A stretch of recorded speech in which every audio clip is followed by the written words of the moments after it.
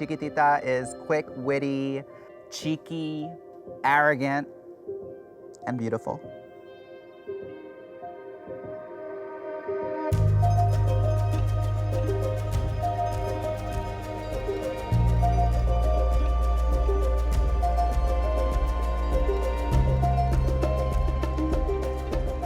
I have been shamed for being queer my entire life by the same people that claim that they love me and every inch of me.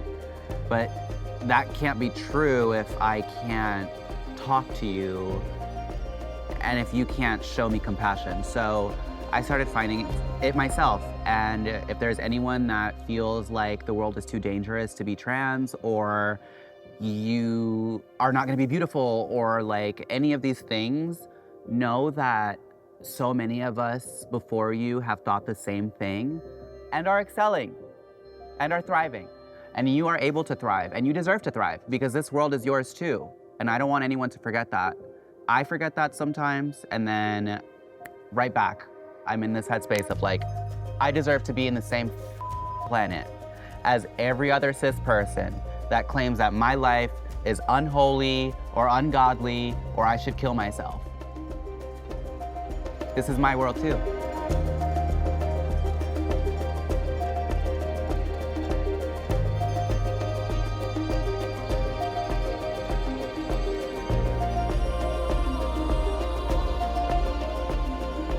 So, how did I start my career as a drag performer in New York? It all started because I had a hookup with this guy and I decided to run away, kind of, for a couple days and just like hotel for a couple nights on drugs. Once I sobered up and I realized what I had done, I realized that I had things that I needed to change about my life. Like I was looking for drugs and sex with men as an escape out of my head and my body. I was lacking love in my own home, that I was actively seeking it elsewhere. And if that meant from men that were calling me pretty and giving me drugs, then so be it. And once I realized that I needed to make a change, that kind of started with dropping out of high school in my, what was supposed to be junior year, and ended up being my sophomore year because I didn't have enough credits. In New York, you need like 44 credits to graduate, and I had like 20. So I ended up dropping out of high school, and I was going to do online schooling, but I'm a liar, so I didn't end up doing that. I told my dad though that I graduated, and he's convinced that I have a degree somewhere. I'm like, yeah, I'll get that to you, don't worry. So I dropped out and was sobering up and was no longer trying to seek drugs to have a fulfilling life. And so once I made that decision to quit drugs and quit school, I tried figuring out what the next thing was gonna be for me. And I remember a couple of weeks before I got sober, I saved a video of Willem Belli reading bitches down for 20 minutes on the beatdown on YouTube. I remember watching that and thinking, I can do this. This is what I wanna do. I wanna get paid for being pretty and like, just being a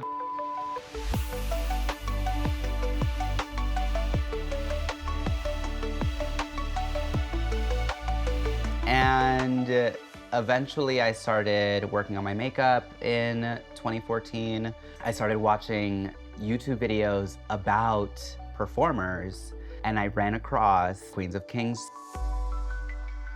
Actually, the first one I ever saw was Untitled, and then I saw Charlene's, and then I saw Mary Cherry's. And I remember thinking, so what does Mary do? But the other girls, I was like, oh, they're great. Like, those girls are great. And now Charlene is my drag mother. But I started going out in Queens, and those bars weren't too fun, but I ended up meeting Asha for the very first time, who you've all had on the show. She came out of the car looking like Marilyn Monroe, but Puerto Rican. I thought she was the most beautiful thing ever, and she told me to come back the next week and perform for free. And I was like, yes, I would love to perform for free. Yes, I would love to work for tips. The sweetest kid, just like, please, get me to cross-dress, get me to do drag, please, please. I started going out from there and following her into Brooklyn. The energy in Brooklyn has shifted tremendously in a direction that I don't care for. I know that that's up to say, but when I was coming up, it was not about who's gonna get on Drag Race, who has the most following, or who's the cuntiest. It was none of that. It was literally just queer people finding a utopia for themselves, finding a place, and Brooklyn was becoming that place. Brooklyn became that place because of queens like Mocha Light, like Misty Meaner, like Aja, like Mary Cherry, like Thorgy Thor, like Scarlett, what's her name? Crystal something something. You see, they're so old that you forget their names sometimes. Untitled, Horchata, who started Bushwig, all of these people, a lot of these women created the foundation of what we have now. And a lot of the newer generation of performers who have the large following, who aspire to get on Drag Race, don't give these girls their flowers. They don't give their queens, they don't give their kings their flowers. And that's my problem.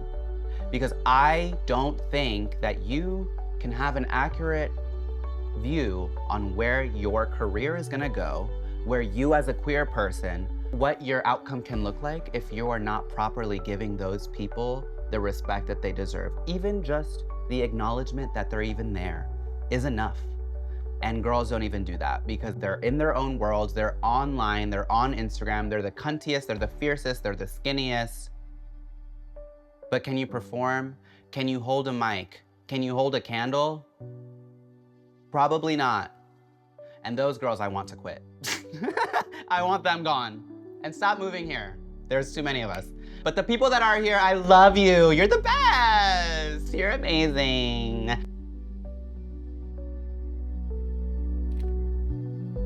I started medically transitioning in February of 2020, February 14th, Valentine's Day, bitch. And it's been really healing for me. I feel like ever since I was a child, I remember being in the boys' bathroom or being in the locker room or like going to get my hair cut.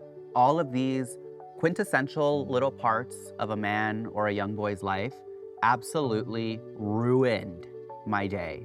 So not being able to access the dolls that I wanted, like the Bratz dolls that I wanted, or the clothes that I wanted, or the hair that I wanted, has followed me into my adulthood. And now I am able to heal that inner child of me that desperately needs to feel happy.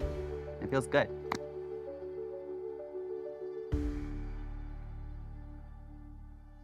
When I was in high school, I used to dress extremely feminine.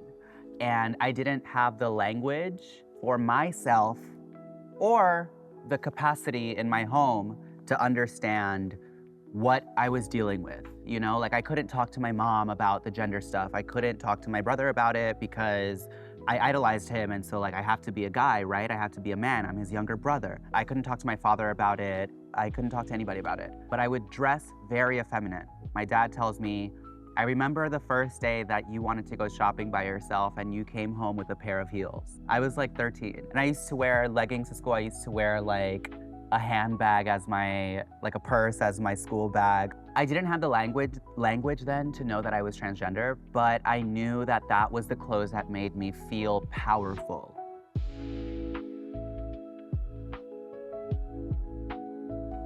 Cecilia Gentili is a mother figure of mine that a lot of people may have heard of over the past couple of months. You might know her as Miss Orlando from Pose, but to me, she was a dear friend and a mother figure. She showed me that you can hold compassion and humor and humanity in the same space, and there's always room to make people laugh, to let people in, to give as well and be selfless, and that really provides a very fulfilling life, an extremely fulfilling life. And Cecilia was nothing more than for the people. She was all for the people, and her people too, trans people, because often we come from broken homes or we come from families that don't accept us or would rather see us dead. And Cecilia is there to let you know, I will guide you through your transition process. I will help you in your personal life. I will help you financially. I will help you find a job. I will help you find food. I will help you find love. I will help you find yourself. And, and she did such an amazing job at that. And she has taught me so much about being a woman, about being a lover, about being just the most beautiful person. And I miss her every day. I miss her every day of my life. And people like that deserve their flowers and their recognition and their legacy. And Saint Cecilia will live with us forever. And she will continue to impact people in their personal lives because all of us are sharing that part of her with the world. So I love Cecilia so much, and I will honor her for the rest of my life in everything that I do.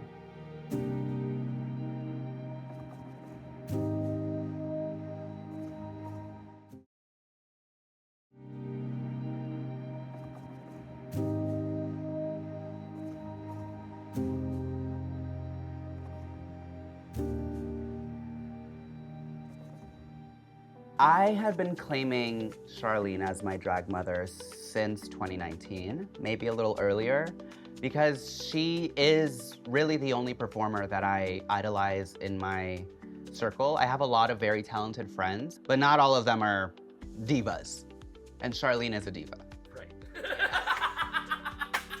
And I idolize that. And as a trans woman too, I feel like she shows a lot of girls in Brooklyn that being trans isn't about passability or who's the least clocky or who has the most hormones or who's the most beautiful, because as we all know, Charlene does not fit any of the bills, any of those. So she really shows us that we really can be anything we want to be. It's inspiring to see a trans woman that is like, yeah, I am trans and also a tranarchist. Transgressive, and I have learned so much about the way that we can carry ourselves, and regardless of the adversity, we don't have to victimize ourselves in our own lives. We can also say, F you. We're gonna make our own rules, and we're gonna live our own lives, and we're gonna try to heal. And that's kind of where our relationship meshes, because she has things that she's working through, I have things that I'm working through, and they just happen to sync together. Hello. Arbear, is that who you were talking about? I did. We're in the middle of filming something. Oh my god. I'm so sorry, but you look beautiful. I'll call you back in moments. I'm going to work soon. I'll call you on the way. Okay, call me on your way to work. Bye. That's work for me. Me and Baby Love haven't spoken in years. Now you have. The camera's You too just crazy got to- something. It's fucking, that hasn't happened. that is some earthquake eclipse shit. Yeah.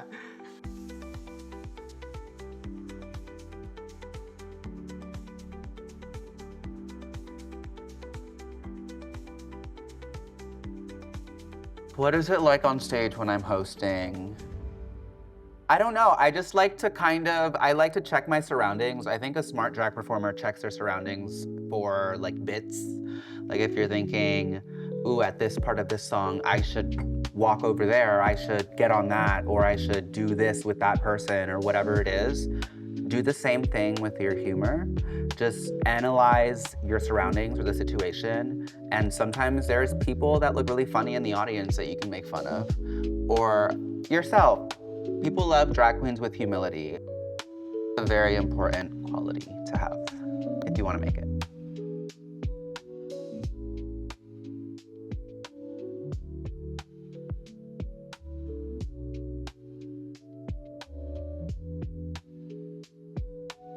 My teeth look brown right now. What is with you? What do you mean? I don't know. I'm noticing a fixation on your gums and teeth. Yeah, I think it's because I'm wearing my Invisalign and it's like freaking me out a little bit. Take it out. No. Take it out. I'm like, do I want to do... Yeah, okay, great. Because I'm like, I want my straight teeth for the show. They're not gonna prop themselves up right now.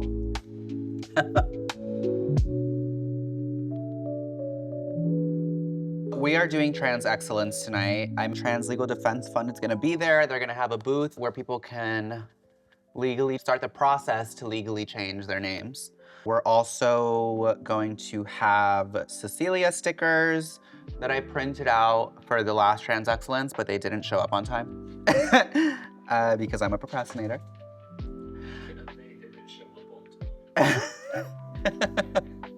So we have them now. We are also, Mother Teresa is gonna be in the show. Daniela Darling is gonna be in the show. Mother Teresa moved here, what, like 5 years ago now? And she has been, Girl, more than 5, I think. well, she's trans. So she's in the show tonight. And Daniela Darling too is gonna be in the show, who is also trans. And Maya Margarita is gonna DJ, who is also trans.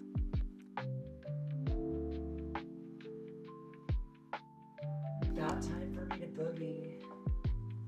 All right, thank you for stopping by and making my video better. Someone's gotta. We were actually having a good time before I had to start getting ready.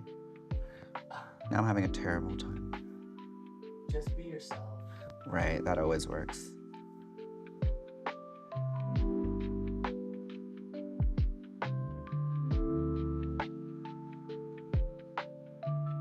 Okay, so we are on our way to Come On Everybody in Bed-Stuy, and I am putting together an event for transsexuals. I know. Tell everybody. This is our T for T edition, and I am in a rush. Hopefully, some people make it. I hate that guy.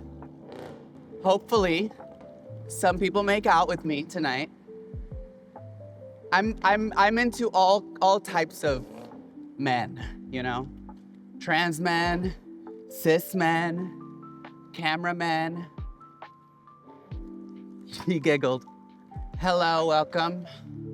We're home.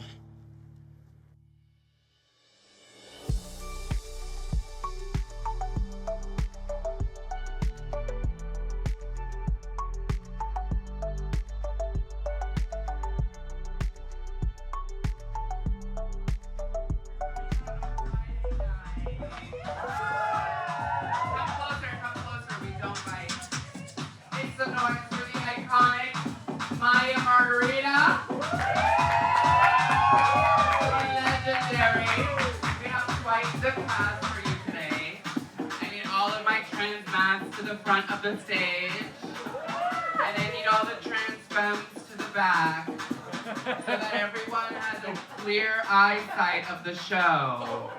Okay? Does that sound good? All right. As long as everybody's following orders, we're gonna have a good fucking show. We have two amazing people. And I also wanted to do, for this Trans Excellence, I kind of wanted to interview them if you want to learn a little more about them. Does that sound interesting to you? Yeah. Because I went to this panel last week. Look at me being a community person. I went to a little transgender panel the other day. And I just thought it was adorable. Like, you know, like hearing about people and their lives. How fun when you pretend to care, right? So. No, but these performers I love for different reasons. And I can't wait for you to hear about them. But first, we're gonna do a drag show. Are you excited?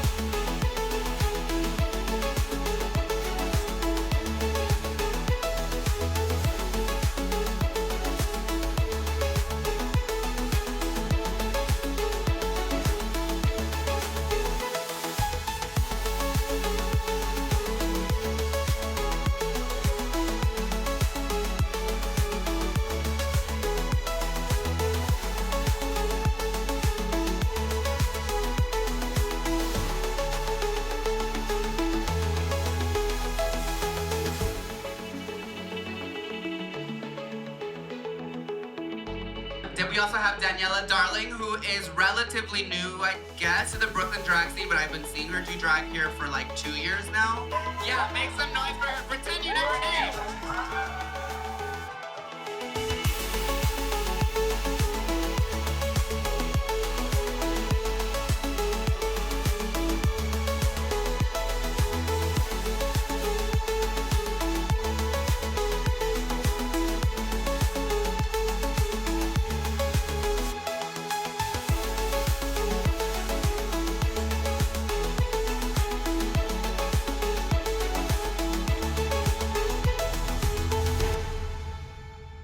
You let me know how much you adore me. Yes, I do. So you see, I don't just blow smoke up my own ass.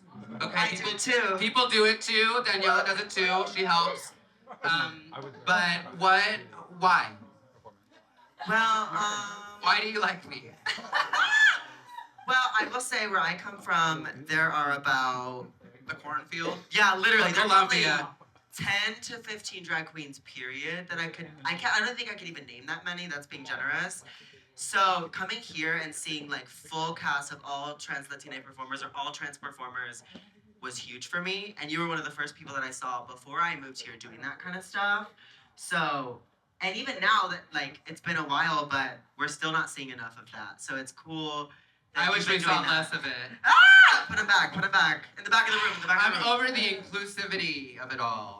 Should just be straight white men. I think it's performative. I'm just kidding. No, it is performative and necessary. Yes, It's both. yes. My legacy.